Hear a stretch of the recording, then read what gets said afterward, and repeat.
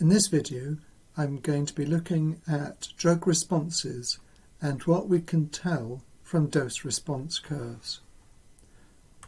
Let's imagine that we have a cell with some sort of receptor .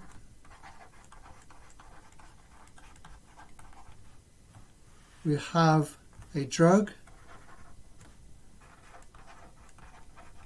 and the drug acts on the receptor to produce some sort of response.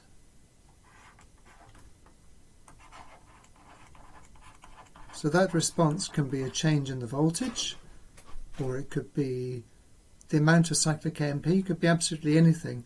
But the point is, we're measuring the amplitude of this response, R. Okay? So the way we look at the way the drug interacts with the receptor is we've got drug plus the receptor.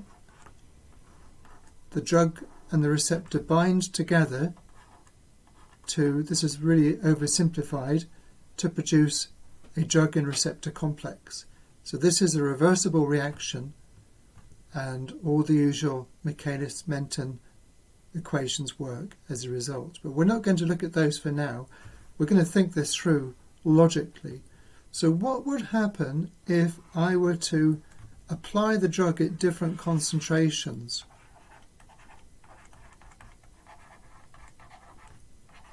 So I'm applying the drug first of all, and I'm now measuring the response R here.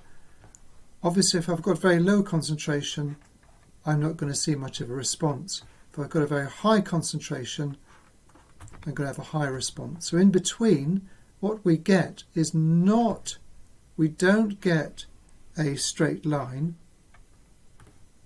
going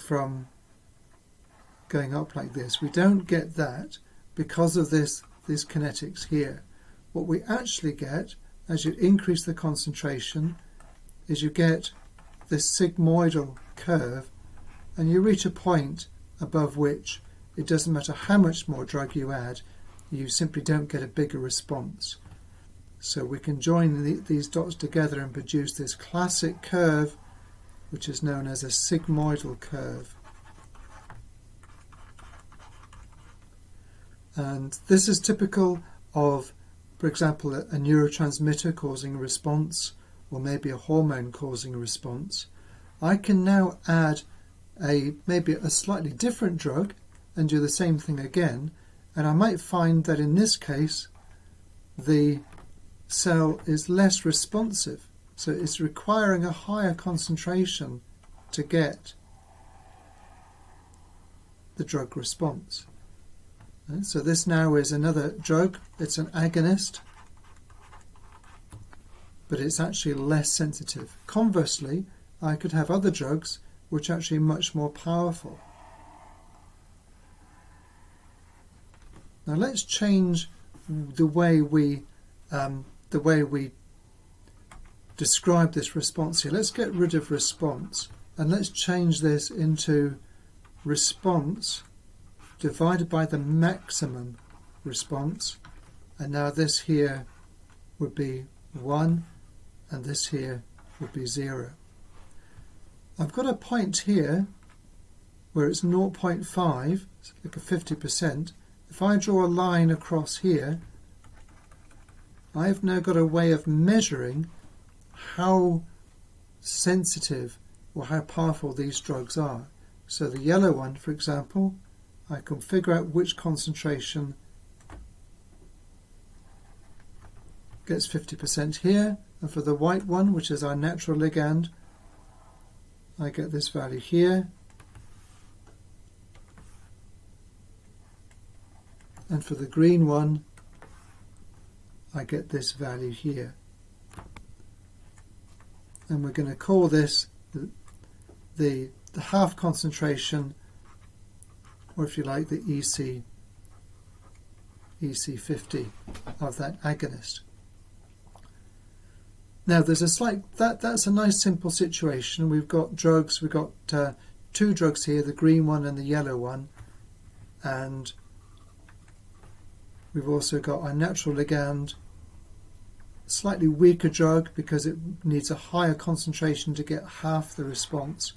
And I've got my yellow one, which is almost like more effective than the natural ligand because I get 50% of the response at a lower concentration.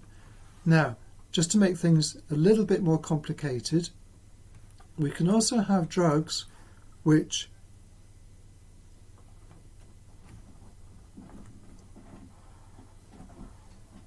don't actually get to our maximum concentration. So you get to the situation here where you've added more and more of the drug, it's higher concentration, and we still don't get the peak response. We can still measure an EC50, in which case the EC50 here is roughly similar to the green one, but it's not giving us a full response. And so we call this a partial agonist.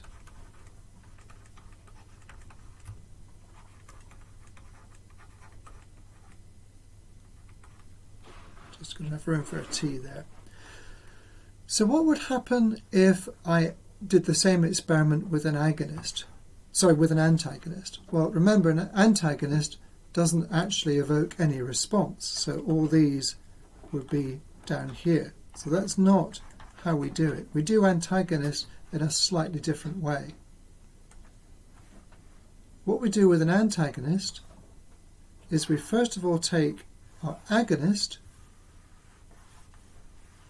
Let's have our agonist as being blue. This is our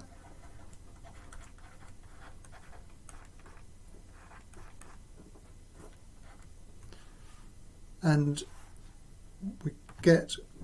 we're looking for R over R max. Let's just do this like we did before.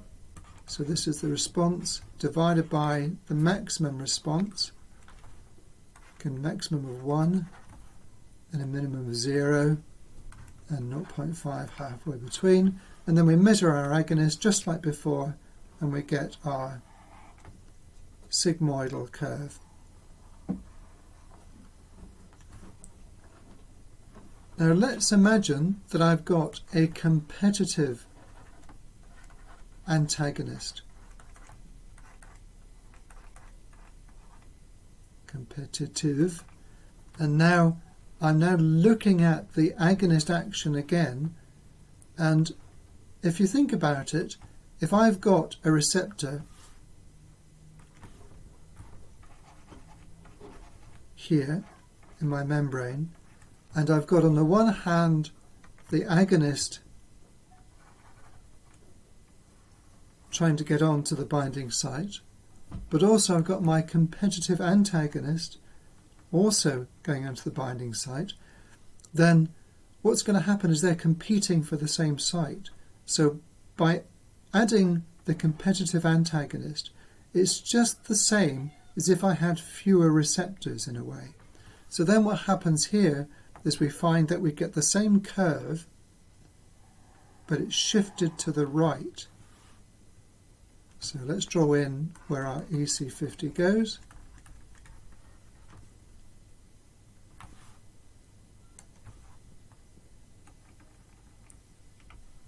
So this is the V50, so EC50 of the agonist on its own.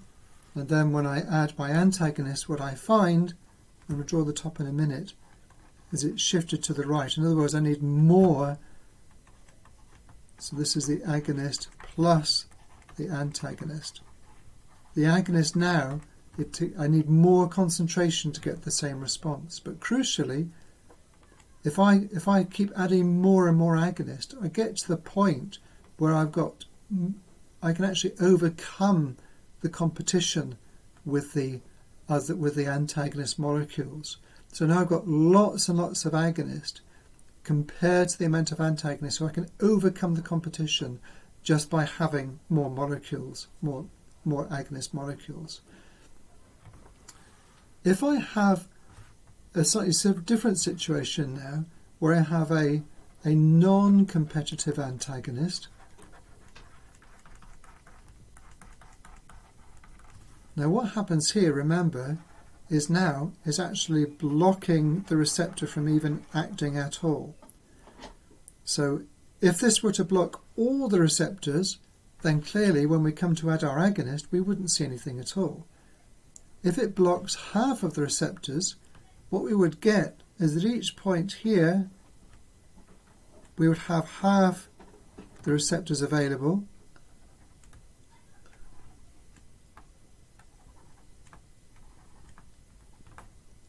and so this is what a competitive antagonist does to the agonist dose-response curve. Sorry, non-competitive antagonist, sorry. This is what a non-competitive antagonist does to the dose-response curve to the agonist. It's just the same as if half of the receptors were taken out completely from circulation. So that you can use your dose-response curves to find out whether an antagonist is competitive or non-competitive.